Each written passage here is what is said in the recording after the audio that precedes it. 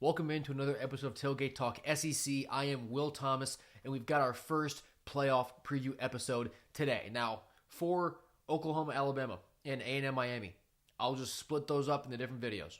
And I'll talk about Ole Miss and Tulane at some point also, but who really cares about those. But this video is just Alabama at Oklahoma. We got Bama laying 1.5. Actually, I think that flipped. One second, let me fact check this real quick, because I think I was doing this write-up just yesterday, and Bama was favored. I think now Oklahoma might be favored. Cut. Yeah, so Oklahoma is now laying 1.5. That line has flipped. It's crossed a bridge, and the total is up at 41.5. Now, yesterday, we got the first injury report, and that told us a lot about this upcoming game because there were a lot of questions. For Alabama, no Jam Miller on the injury report. He will be back, and he will be playing.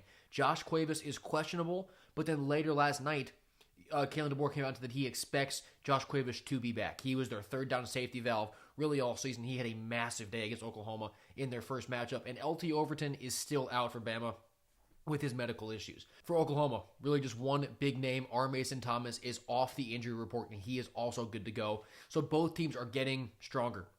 Right, they're getting healthier as we get ready for this do-or-die spot, which is exactly what you want to see heading into this game. Both these teams, I don't want to say they're going in different directions. Oklahoma's kind of floating. Bama's definitely trending down, though, right? They've lost 2 of their last 4, and Oklahoma ended on a 4-game winning streak. Obviously, there's these two teams. Their first matchup is included in that. Even though they lost, right, this first game against Oklahoma, looking back at that game, Alabama should not change a single thing about how they approach this game from the first. Because if what I'm about to tell you, if I just told you this on the Friday before the game, you would have picked Bama to win the game by 14 points. 23-12 advantage in the first down battle. 406 to 212 total yards in favor of Alabama. They had less penalties, and they won time possession. When you're the home team in a conference game, and all those things are true, you really can't ask for much more. The only difference is that Ty had a long pick 6, and they put the ball on the ground twice. Turnover margin was 3-0. If they just hold on to the ball a little bit better, and then that whole box score that tells you Bama won by 2 scores plays out. So Alabama, they're coming into this game, they know that they can dominate Oklahoma pretty consistently because they did. They seem to play clean, confident football and sort of get over this mental hump that it kind of feels like they get into, at least so far, under Kalen DeBoer in big games against teams not named Georgia in the regular season. For Oklahoma, they have scored just 57 points over their last 3 games. Doesn't take a genius to know that's less than 20 per game. That is not very good. The good news, though, is that defensively, they've allowed 21, 6, and 13. So they've won them all. But how long can they just ride this defense knowing that every game that they play is a race to 20? Because in this first game against Alabama, their defense got thrown on a good bit. Right? Like the secondary, we kind of saw it have some holes against, Ole Miss, against Bama, against Tennessee. So are they able to plug those holes, or is Bama's passing game just good enough? Because, I think there's going to be a bit of a middle ground from last game. Because we saw Bama really throw the ball at will last game, aside from that one interception.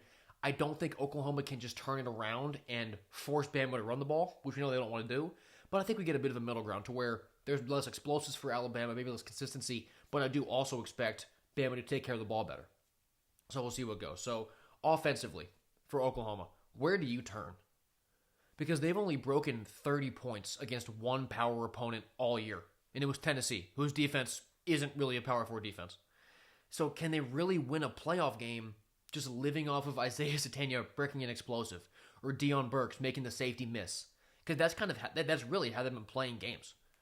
They've been running the ball a little bit. You get like one drive where Xavier Robertson can get you down, Mateer runs you in. But for the most part, it's Isaiah Satania scoring on a 70-yard slant on the catch and run. So can that really sustain itself through the playoffs? We'll see. So just quick, X factors for both teams. At Oklahoma, if John Mateer is able to run for 60-plus yards, R. Mason Thomas gets 1.5 or more sacks, and they get at least 2 turnovers again, that's kind of the script. Because, we saw it in the first game. Oklahoma could lose in every other facet of the game if they're able to just turn Bama over and take care of the ball themselves. It doesn't matter. And they can still get it done. For Alabama, some X factors. I think Ryan Williams has got to have at least 80 yards. I think Josh Cuevas has got to have at least 4 catches. And you need Tim Keenan to be a black hole in the middle of that defensive line for Bama. Because Oklahoma doesn't really want to run the ball a lot, right? But they will. Like, they'll try. They'll try and get it with Robinson. They'll try and get it with Mateer. If Tim Keenan is just able to rack up tackles, he doesn't need to punch the ball out. He doesn't even need to get sacks. Can he just consume that running game and really discourage Oklahoma from going at the middle of that defense? Because if he's able to do that, you put a lot more pressure on this Oklahoma passing game that really hasn't been there in months. So Tim Keenan is a big one in this game for me for Alabama. Going on to my prediction now, right? So given that Oklahoma, they won round 1 in Tuscaloosa. Bama just got pantsed by Georgia in the SEC Championship game. They're playing their worst ball. They shouldn't have gotten in, and they have to play this game on the road. Shouldn't they be catching 3.5 or 4 points? And up until this morning, they were favored. The line really does tell you a lot, and so does reanalyzing that first game. My only worry, I'm picking Alabama. I think Bama goes and wins this game in Norman. My one worry for that, aside from just the turnovers, right, is that with Bama's offense, it's even more one-dimensional than a normal one-dimensional offense is. And so they can't run the ball. They just don't want to do it. They can't. They don't want to do it. None of it. Throw the ball around. But even more so than that, in the passing game itself, there's not really a deep ball threat. They're not very good at hitting passes way downfield, on vertical routes, on post routes, on corner routes, all the yada, yada, yada. So not only are you one-dimensional in the sense of you really just have to keep throwing the ball, you have to keep throwing the ball into just short and intermediate windows. So you're playing a really scary game of, this is our exact niche that we want to, run our offense through, and the defense knows that. Now for Alabama, they're good enough where it's worked a lot, and they've won a ton of games.